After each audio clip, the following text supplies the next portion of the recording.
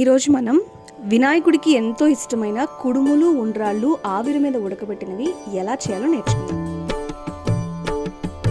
దానికి ముందుగా మనం కంట్రోల్ బియ్యం తీసుకుంటే చాలా బాగుంటాయండి దీనికి. సో కంట్రోల్ బియ్యంలో కొంచెం ఉప్పేసి కడగాలండి వాటిని బాగా. సో అప్పుడు ఏంటంటే మన దానిలో ఉన్న బ్యాక్టీరియా అవేమి లేకుండా నీట్గా అయిపోతాయి. ఒక 2-3 టైమ్స్ వాష్ చేసి దాన్ని రాత్రి నానబెట్టి తెల్లారిన తర్వాత కడిగి వాటిని ఆరబెట్టాలన్నమాట. బియ్యాన్ని మనకి తడిపిండి కావాలి అంటే బియ్యం ఆరబెట్టుకోవాల్సి ఉంటుంది. సో ఆరబెట్టిన బియ్యం జస్ట్ చెమ్మ దిగిపోయేంత వరకు ఉంచి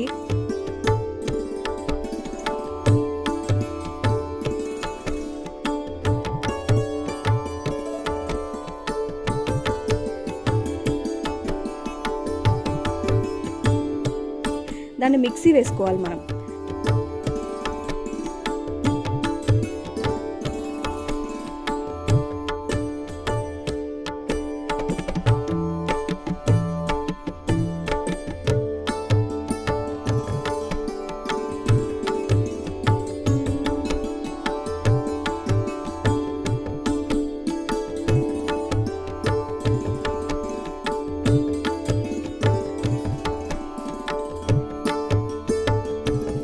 మిక్సీ వేసుకొని జల్లించుకోవాలి.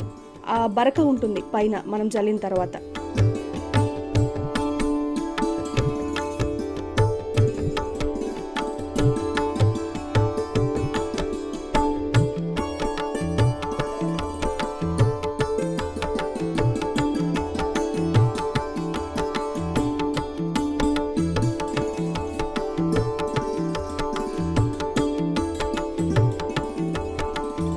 ఆ బరకని మళ్ళీ మిక్సీ వేసుకొని జల్లించి పెట్టాల్సి ఉంటుంది అన్నమాట. అలా ఒక 2-3 టైమ్స్ చేసేసరికి మనకి పిండి వస్తుంది అండ్ పైన రవ్వని మనం తీసేయాల్సి ఉంటుంది లాస్ట్గా.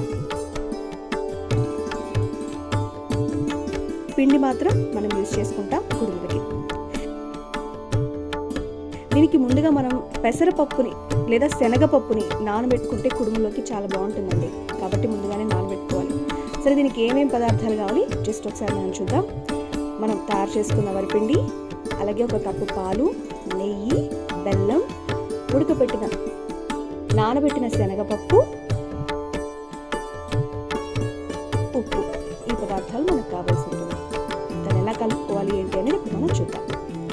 అలాగే యాలకుల పొడి ఉంటే మీ దగ్గర పంచదారతో కలిపి మిక్సీ వేసిన యాలకుల పొడి, లేకపోతే యాలకులైనా డైరెక్ట్గా మీరు యూజ్ చేసుకుంటే దంచి యూజ్ చేసుకోవచ్చు. సో పొడి అయితే ఏంటంటే నోటికి మనకు తగలకుండా ఉంటాయి.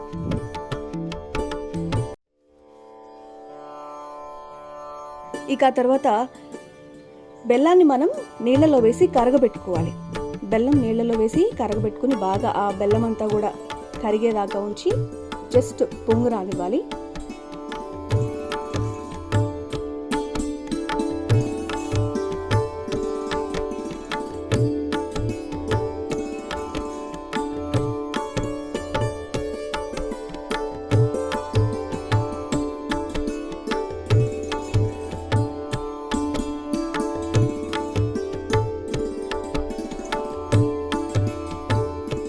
సో బెల్లం ఉండలు లేకుండా మొత్తం కరిగిపోయి కొంచెం పొంగొచ్చి కొంచెం అంతా కూడా కొంచెం దగ్గరగా అయినట్టు మీకు బబుల్స్ వచ్చి కనిపిస్తుంది.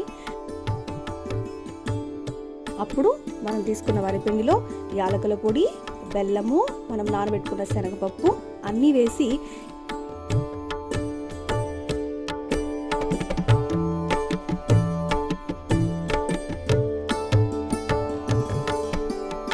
ఈ బెల్లంని మనం వేడిగా ఉంటుంది కదండి, దాన్ని జస్ట్ అలా స్పూన్తో లైట్గా కలిపేసుకుని వెంటనే ఆరిపోతుంది. పిండిలో పడగానే స్పూన్తో లైట్గా కలుపుకున్న తర్వాత చేత్తో పాలు వేసి మనం చపాతీ పిండి ఎలా అయితే కలుపుకుంటాం అలా వచ్చేలాగా కలుపుకోవాల్సి ఉంటుంది.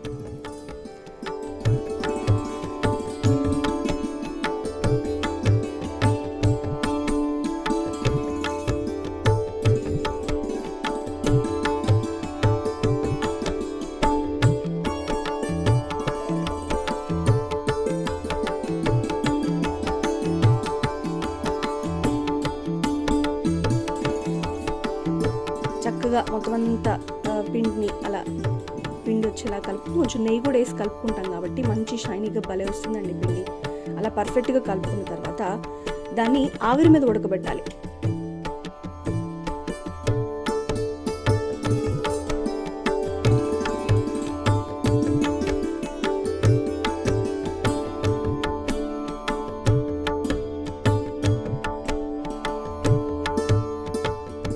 ఎంత చక్కగా ముద్ద వచ్చిందో చూసారు కదా. నీట్గా నెయ్యి కూడా వేసాం, పాలు వేసి కలిపాము. ఆ ప్రాసెస్ అయితే చూసారు కదా. నెక్స్ట్ ఇడ్లీ ప్లేట్స్ మనం ఎలా అయితే యూజ్ చేస్తామో వాటినే ముందు నెయ్యి రాయాలి దానికి. ఎందుకంటే ఈ కుడుములు ఆవిరితో ఉడికేటప్పుడు, నెయ్యితో ఉడికినప్పుడు ఆ ఫ్లేవర్ పడుతుంది. అంతేకాకుండా నెయ్యి కుడుములు మంచి కాంబినేషన్ అండి. కొంతమంది అయితే కుడుములు నెయ్యిలో ముంచుకొని మరీ తింటారు, అంత బాగుంటాయి కుడుములు.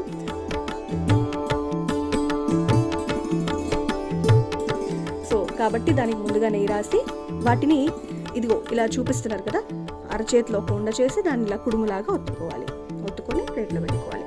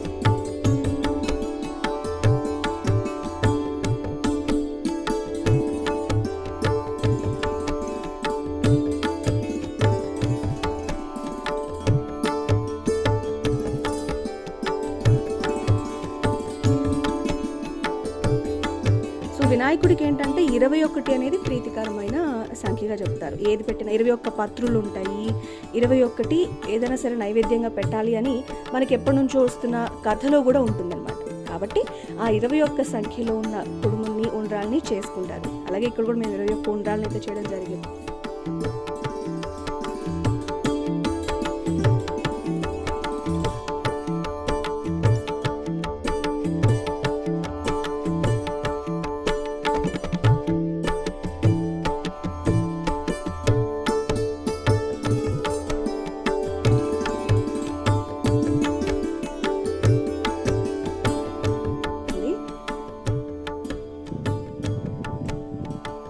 సో మొత్తం అలా కుడుములు, ఉండ్రాళ్ళు చేసుకున్న తర్వాత వాటిని ఇలా సర్ది పెట్టుకోవాలండి. మీరు ఇడ్లీ ప్లేట్లో కుడుములు ఓకే, ఉండ్రాళ్ళు ఎలా పెట్టాలనుకుంటారు, జస్ట్ అలా పెట్టేస్తే సరిపోతుంది.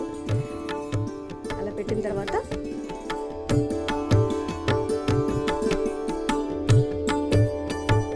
దాన్ని కరెక్ట్గా 10 నిమిషాలు హైలో ఉంచిన తర్వాత సిమ్లో ఒక 5 నిమిషాలు, ఒక పావు గంట పాటు వాటిని చక్కగా ఉడకనివ్వాలి. ఉడికిన తర్వాత మీరు దాన్ని చూస్తే బాగా ఉడికిపోయి చక్కగా కనిపిస్తాయి అవి. ఒకసారి మీరు ఓపెన్ చేసిన లోపలంతా కూడా బాగా ఉడికిపోయి ఉంటుంది. సో ఒక పావు గంట తర్వాత ఉడికిన తర్వాత ఒక్కసారి మీరు దాన్ని పట్టుకొని కొంచెం ఆరాలేండి, పట్టుకొని జస్ట్ ఇలా చూస్తే లోపలంతా ఉడికి ఎంత చక్కగా ఉడికిపోయిన కుడుములో మీకు కనిపిస్తుంటాయి. సో ఇంత నీట్గా వచ్చాయి చూసారు కదా కుడుములు.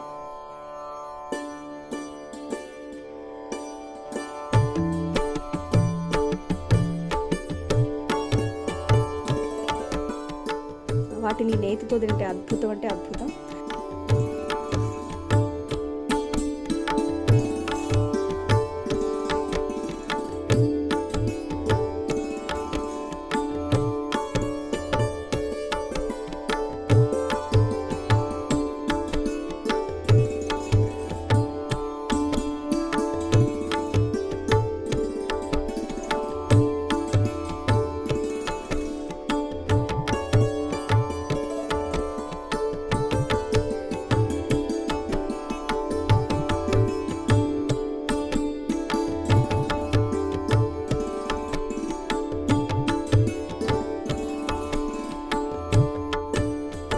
సో కుడుములు చూసారు కదా, కుడుములు, ఉండ్రాళ్ళు ఎంత బ్యూటిఫుల్గా ఉన్నాయో చూస్తుంటేనే తినేయాలి అనిపిస్తుంది.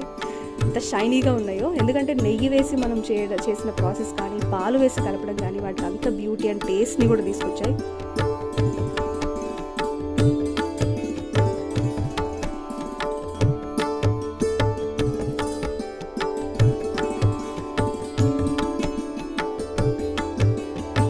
వాటిని చూస్తుంటేనే ఎప్పుడెప్పుడు తినాలనిపిస్తుంది, అంత షైనీగా ఉన్నాయి. సో నోటికి పప్పులు తగులుతూ ఇవైతే చాలా బాగుంటాయండి. ఇంతకుముందు ఆల్రెడీ వీటి టేస్ట్ చూసి చెప్తున్నాం, అలాగే ఇప్పుడు చూస్తున్నాం, సేమ్ ఫీలింగ్, ఎప్పుడెప్పుడు తిందామా అనిపిస్తుంది. సో 21 ఉండ్రాలని దేవుడి దగ్గర పెట్టేసి మనం తిందాం.